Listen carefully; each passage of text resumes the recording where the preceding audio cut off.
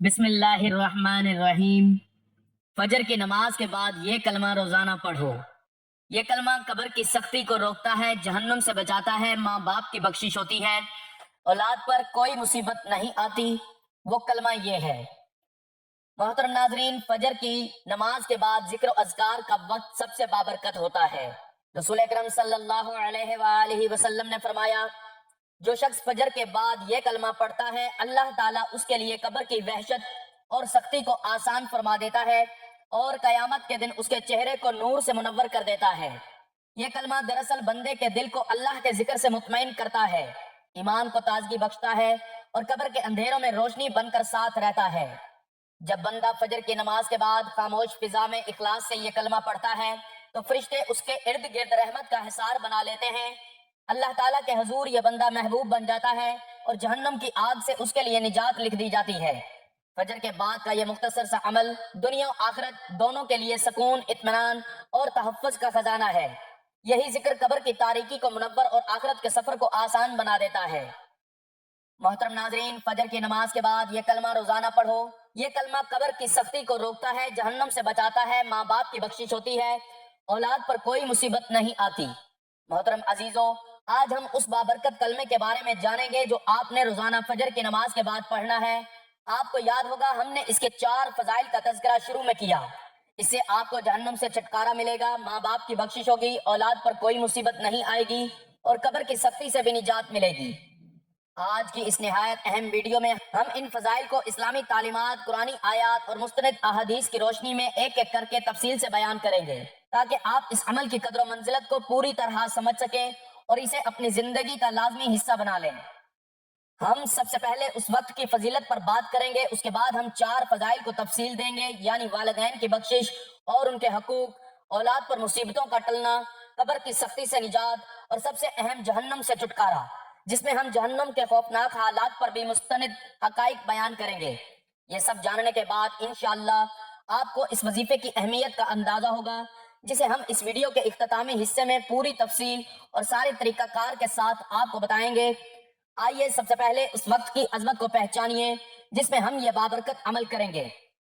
محترم ناظرین، حضرت جابر رضی اللہ تعالیٰ عنہ سے روایت ہے، رسول اکرم صلی اللہ علیہ وآلہ وسلم نے ارشاد فرمایا، بندے اور اس کے کفر کے درمیان فرق صرف نماز کا چھوڑنا ہے۔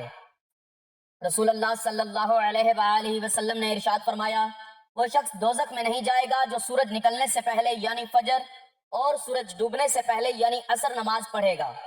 ابن ابی خالد مصر اور بختری بن مختار نے یہ روایت ابو بکر بن عمارہ بن ربیہ رضی اللہ تعالیٰ عنہ سے سنی۔ انہوں نے اپنے والد سے روایت کی، انہوں نے کہا، میں نے رسول اللہ صلی اللہ علیہ وآلہ وسلم کو یہ فرماتے ہوئے سنا، وہ شخص ہرگز آگ میں داخل نہیں ہوگا جو سورج نکلنے اور اس کے غروب ہونے سے پہلے نماز پڑھتا ہے، یعنی فجر اور عصر کی نمازیں۔ اس پر بصرہ کے ایک آدمی نے ان سے کہا، کیا آپ نے یہ روایت رسول اللہ صلی اللہ علیہ وآلہ وسلم سے سنی تھی؟ انہوں نے کہا، ہاں۔ اس آدمی نے کہا، میں شہادت دیتا ہوں کہ میں نے بھی یہ روایت رسول اللہ صلی اللہ علیہ وآلہ وسلم سے سنی ہے، میرے دونوں کانوں نے اسے سنا اور میرے دل نے اسے یاد رکھا۔ رسول اللہ صلی اللہ علیہ وآلہ وسلم نے ارشاد فرمایا، تم میں سے کسی کے اہل اور مال میں کمی کر دی جائے تو یہ اس کے لیے بہتر ہے کہ اس کی نماز فجر فوت ہو جائے۔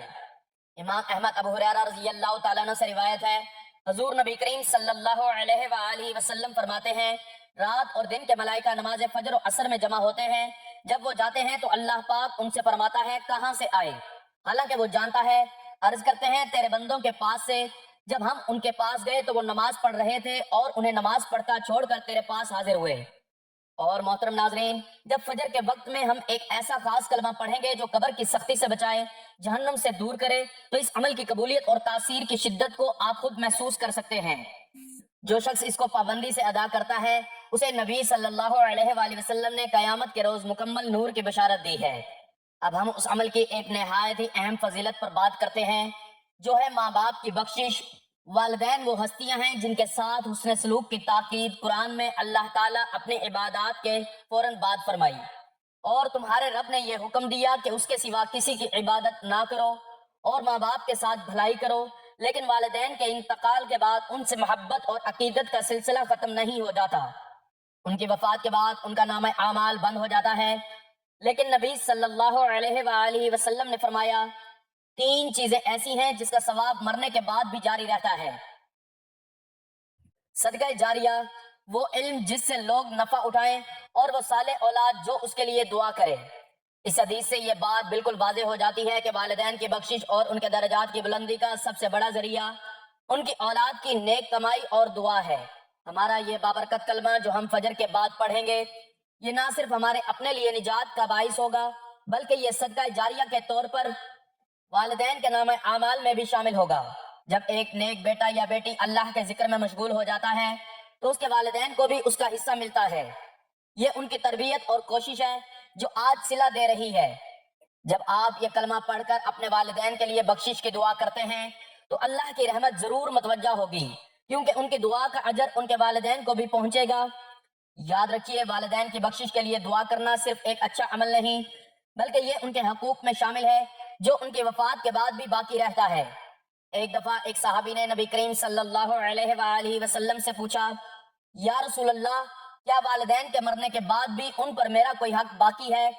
تو آپ نے فرمایا، ہاں، چار چیزیں: ان کے لیے دعائے استغفار، ان کے بعد ان کے عہدوں کو پورا کرنا، ان کے دوستوں کی عزت کرنا، اور وہ صلہ رحمی جو ان کی طرف سے ہو اسے قائم رکھنا.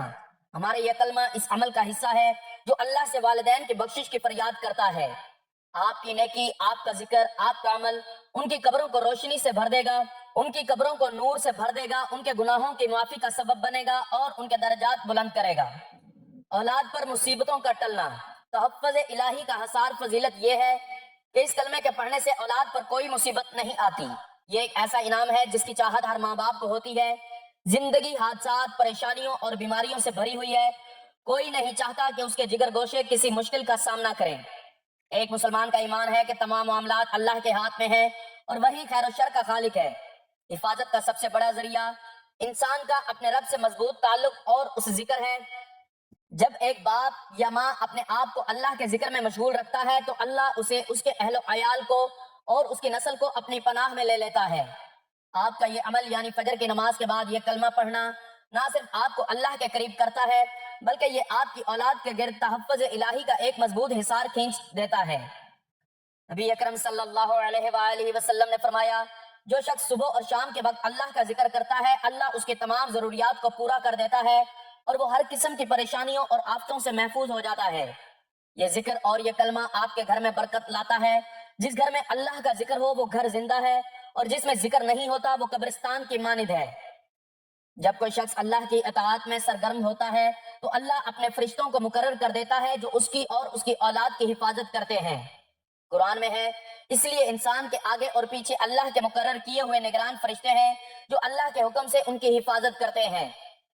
یہ حفاظتی دستے اس وقت زیادہ مضبوط ہو جاتے ہیں جب بندہ خود اللہ کے سامنے اپنی عاجزی کا اظہار کرتا ہے اور اس کے خاص ذکر میں مشغول رہتا ہے.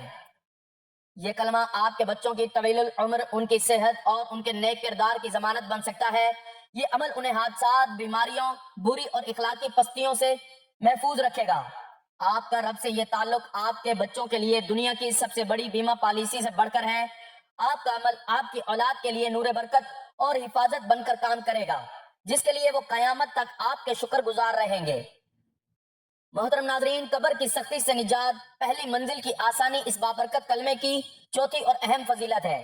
نبی اکرم صلی اللہ علیہ وآلہ وسلم نے فرمایا، میں نے کوئی جگہ قبر سے زیادہ خوفناک نہیں دیکھی، اور فرمایا، قبر یا تو جنت کے باغیچوں میں سے ایک باغیچہ ہے یا جہنم کے گڑھوں میں سے ایک گڑھا. قبر کا پہلا مرحلہ، جس میں مرنے والے کو سوالات کا سامنا کرنا پڑتا ہے اور گناہوں کی وجہ سے عذاب یا نیک اعمال کی وجہ سے راحت دی جاتی ہے، بہت سخت ہوتا ہے. مومن کو قبر میں آسانی اس کے اعمال صالح کی وجہ سے ہوتی ہے. ہمارا یہ مخصوص کلمہ جو ہم فجر کے بعد پڑھیں گے اعمال صالح میں شمار ہوگا. احادیث مبارکہ میں ایسے اذکار کی بہت فضیلت بیان کی گئی ہے جو قبر کو منور کرتے ہیں اور قبر کے عذاب سے بچاتے ہیں.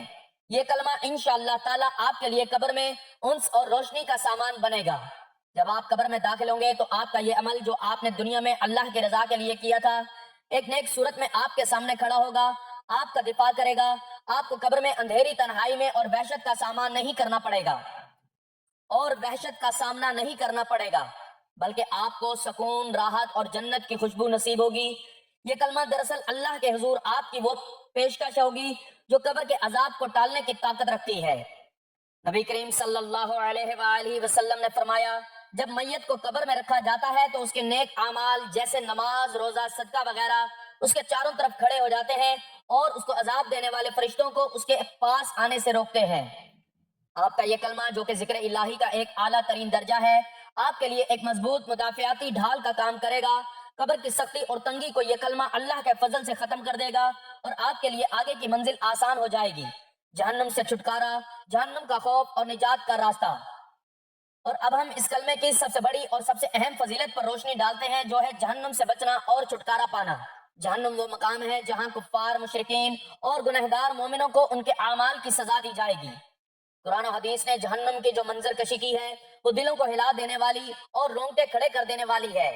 اللہ تعالیٰ نے اسے بچنے کے لیے ان گنت مواقع، عبادات اور اذکار عطا فرمائے، اور یہ بابرکت کلمہ انہی میں سے ایک ہے۔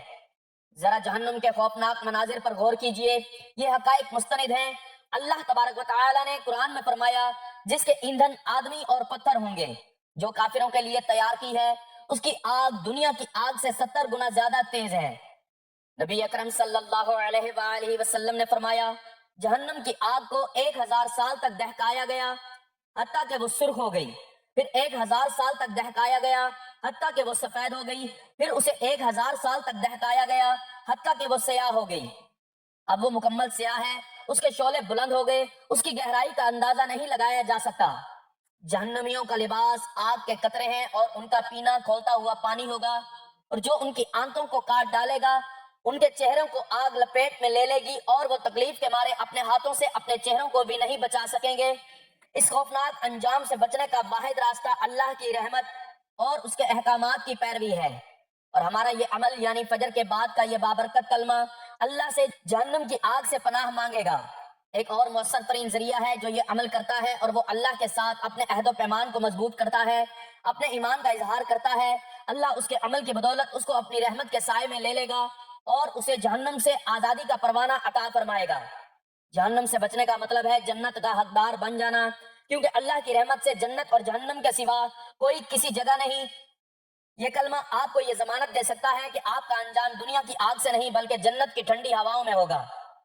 یہ آپ کے ایمان کو مضبوط کرے گا، آپ کو نیک اعمال کی طرف راغب کرے گا، آپ کے نامہ اعمال میں جہنم سے چھٹکارا دلانے والے اعمال کی فہرست کو بڑھائے گا۔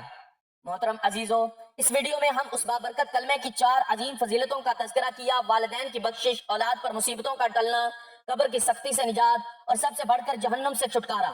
یہ وہ ہیں جن کی تمنا ہر مومن کرتا ہے، لیکن سوال یہ پیدا ہوتا ہے کہ صرف فجر کی نماز کے بعد اس مخصوص عمل کی حکمت اور کیا خصوصیت ہے؟ آئیے آج کی اس گفتگو کو فجر کے وقت کی ان اقتصادی اور معاشی برکتوں سے شروع کریں، جو ہمارے روزمرہ کی پریشانیوں اور گھر کی بے برکتی کو دور کرنے کا واحد حل ہے۔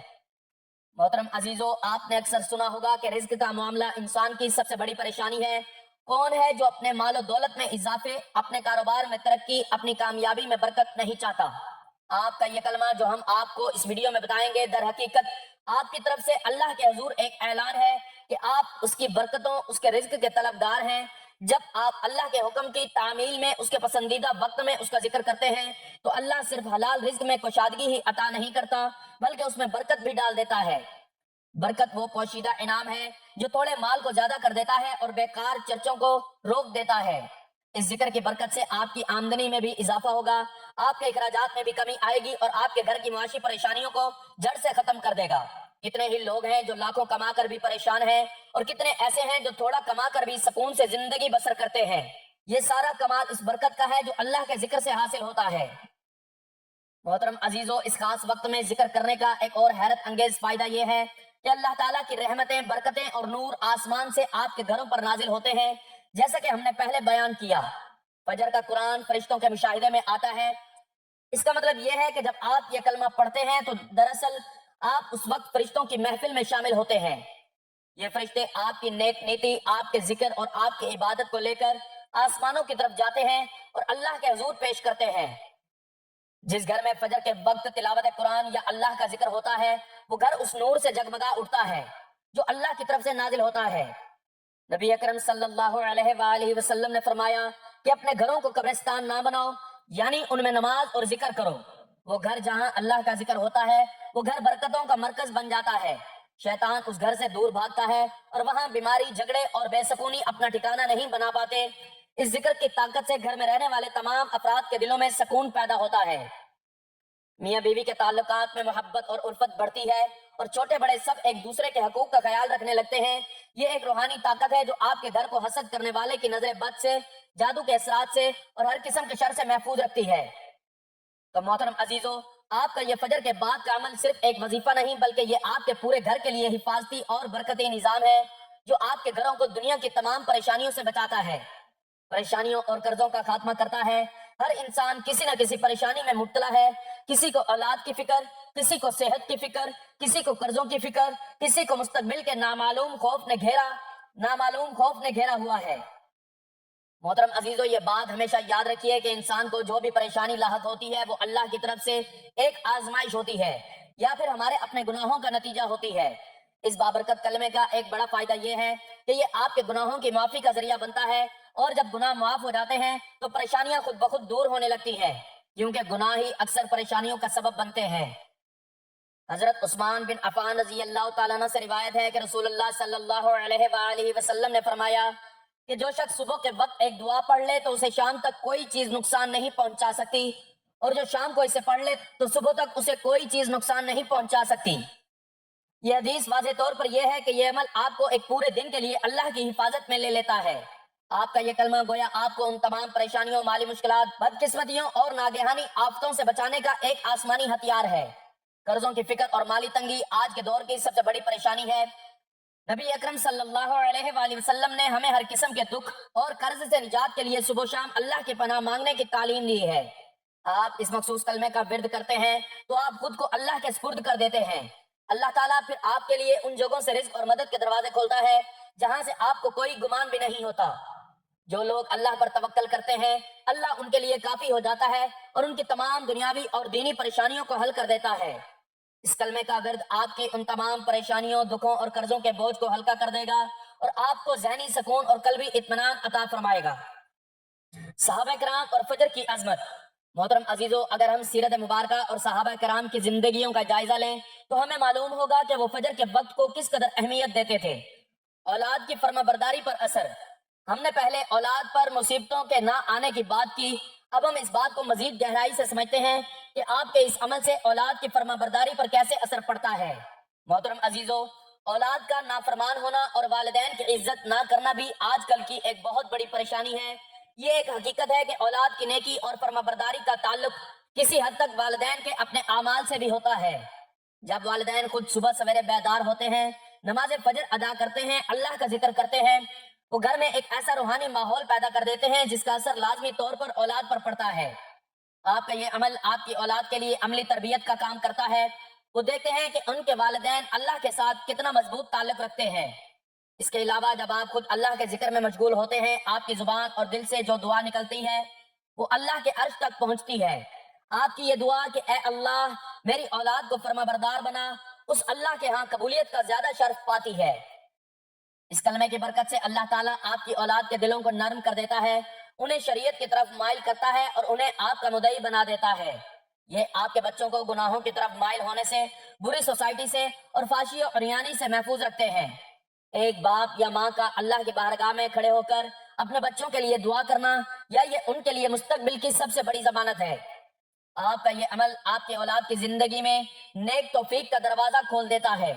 آخر میں محترم عزیزو، اس وقت میں ذکر کرنے کا مطلب یہ ہے کہ آپ غفلت اور لاپرواہی کی زندگی سے باہر نکل کر فوج بندی اور بامقصد زندگی کی طرف قدم بڑھا رہے ہیں. یہ عمل آپ کو غفلت کی زندگی سے نکال کر اللہ کی یاد میں مستحقین کر دیتا ہے، اور یہ ایک ایسی سرمایہ کاری ہے جس کا منافع دنیا و آخرت دونوں جگہ ملے گا.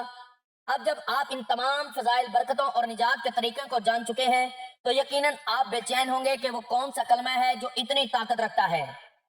محترم ناظرین، وقت کی نزاکت کو مد نظر رکھتے ہوئے اب ہم جانتے ہیں کہ اس بابرکت عمل کے بارے میں جو آپ نے فجر کی نماز کے بعد کرنا ہے.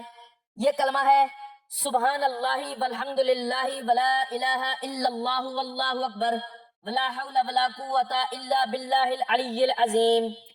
جو آپ نے پڑھنا ہے، جو ہی آپ خالق کائنات کے حضور شکرانے کے لیے فجر کی نماز ادا کر لیں تو اپنی جگہ پر ہی بیٹھے ہوئے مکمل خشوع و خضوع اور توجہ کے ساتھ اسی ترتیب سے یہ عمل شروع کیجئے۔ نمبر 1، تاجدار کائنات پر درود پاک 7 مرتبہ۔ آپ نے سب سے پہلے ہمارے پیارے آقا حضرت محمد صلی اللہ علیہ وآلہ وسلم پر درود ابراہیمی جو ہم نماز میں پڑھتے ہیں 7 مرتبہ پڑھنا ہے۔ اللہم صلی علی محمد وعلی آل محمد کما صلیت علی ابراہیم وعلی آل ابراہیم انکا حمید مجید۔ اللہم بارک علی محمد وعلی آل محمد کما بارکت علی ابراہیم وعلی آل ابراہیم انکا حمید مجید۔ درود پاک پڑھنا ہر عمل کی قبولیت کا ذریعہ بنتا ہے۔ آپ صلی اللہ علیہ وآلہ وسلم نے فرمایا، جو شخص مجھ پر ایک دفعہ درود بھیجتا ہے اللہ اس پر 10 رحمتیں نازل فرماتا ہے، 10 گناہ معاف کرتا ہے اور 10 درجات بلند کرتا ہے۔ یہ آپ کے تمام اعمال کو پرواز بخشنے والا پہلا قدم ہے۔ نمبر 2، اللہ رب العزت کے 2 اسماء حسنی 7 مرتبہ۔ درود پڑھنے کے فوراً بعد آپ نے اللہ رب العزت کے یہ 2 اسماء حسنی ملا کر پڑھنے ہیں، یا غفارو یا ستارو۔ اللہ تعالیٰ کا نام یا غفار کثرت سے معاف کرنے والا جو بندے کے تمام گناہوں کو بخش دیتا ہے، جبکہ یا ستار عیبوں پر پردہ ڈالنے والا ہے۔ ان ناموں کو پڑھنے سے اللہ تعالیٰ بندے کے عیبوں اور خطاؤں پر دنیا میں بھی پردہ ڈالے رکھتے ہیں، اسے رسوائی سے بچاتے ہیں اور گناہوں کی معافی کا سبب رزق اور برکت کے دروازے کھول دیتے ہیں۔ نمبر 3، مرکزی کلمہ کم از کم 100 مرتبہ۔ اب تیسرے اور مرکزی حصے میں آپ نے وہ کلمہ پڑھنا ہے جس کے عظیم فوائد پر ہم نے گفتگو شروع کی تھی۔ سبحان اللہ والحمد للہ ولا الہ الا اللہ واللہ اکبر ولا حول ولا قوت الا باللہ العلی العظیم۔ اس تسبیح کو کم از کم 100 مرتبہ یا زیادہ سے زیادہ ثواب کے لیے 300 مرتبہ پڑھا جا سکتا ہے۔ اس سے زیادہ آپ جتنا چاہیں پڑھ سکتے ہیں، لیکن اس عمل کے دوران آپ کو 100 بار پڑھ لیں۔ یہ کلمہ جنت کے خزانوں میں سے ہے۔ اس میں توحید، حمد اور استعانت شامل ہے۔ یہ وہ کلمات ہیں جو آپ کو جہنم سے چھٹکارا دلانے میں، گناہوں کی معافی دلانے میں اور آپ کی اولاد کو مصیبتوں سے بچانے میں ایک مضبوط ڈھال بنیں گے۔ نمبر 4، استغفار۔ ایک تسبیح 100 مرتبہ، اس کے بعد آپ نے ایک تسبیح استغفار کی کرنی ہے۔ استغفر اللہ، میں اللہ سے معافی مانگتا ہوں۔ استغفار گناہوں کو مٹاتا ہے اور اللہ کو راضی کرتا ہے۔ گناہوں سے معافی ملتی ہے اور اللہ کی رضا حاصل ہوتی ہے، رزق میں برکت پیدا ہوتی ہے، غیب سے مدد ملتی ہے، گھروں سے پریشانیاں اور تکالیف ختم ہوتی ہیں۔ جیسے قرآن میں نوح علیہ السلام کے ذریعے بیان ہوا، اپنے رب سے مغفرت چاہو، بے شک وہ بہت بخشنے والا ہے اور تمہیں مال اور بیٹوں سے نوازے گا۔ نمبر 5، درود پاک 7 مرتبہ۔ آخر میں جس طرح آپ نے عمل کو درود سے شروع کیا اسی طرح 7 مرتبہ درود ابراہیمی پڑھ کر اس روحانی عمل کو مکمل کیجئے۔ عمل کی تکمیل کے بعد انتہائی عاجزی کے ساتھ اللہ تعالیٰ کے حضور ہاتھ پھیلائیں اور اپنے لیے اور اپنے والدین اور اپنی اولاد کے لیے دعا کریں۔ مل کر دعا کرتے ہیں، اے میرے پروردگار، ہماری اس حقیر سی کوشش کو قبول فرما، ہمارے والدین کی بخشش فرما اور ان کے درجات بلند فرما، ہمیں جہنم کے عذاب سے نجات عطا فرما، آمین۔ اور ہماری اولاد کو ہر قسم کی مصیبت اور شر سے محفوظ رکھ، یا اللہ ہمارے رزق میں برکت، گھروں میں سکون اور دنیا و آخرت میں بھلائی عطا فرما، آمین۔ عزیزو ساتھیو، یہ ترتیب اللہ کی رحمت حاصل کرنے اور آپ کے آئندہ نسلوں کو محفوظ بنانے کا ایک ذریعہ ہے۔ اس عمل کو اپنی روزمرہ زندگی کا حصہ بنا لیں، اس عمل کو جاری رکھنے کی تلقین کریں۔ میری اللہ تعالیٰ سے دعا ہے کہ اللہ تعالیٰ میرا سنانا اور آپ کا سننا اپنی پاک بارگاہ الہی میں قبول و منظور فرمائے، جو مانگا مقدر فرمائے، جو نہیں مانگ سکے بن مانگے عطا فرمائے، آمین۔ امید ہے کہ میری آج کی ویڈیو آپ کو پسند آئی ہوگی، اور اگر ویڈیو پسند آئی ہے تو چینل کو سبسکرائب ضرور کریں اور کمنٹ سیکشن میں اللہ تعالیٰ کے 99 ناموں میں سے ایک نام لکھ کر ضرور شیئر کریں۔ اللہ تعالیٰ ہم سب کا حامی و ناصر ہو، آمین۔ جزاک اللہ خیرن کثیرا، جزاک اللہ خیرن کثیرا۔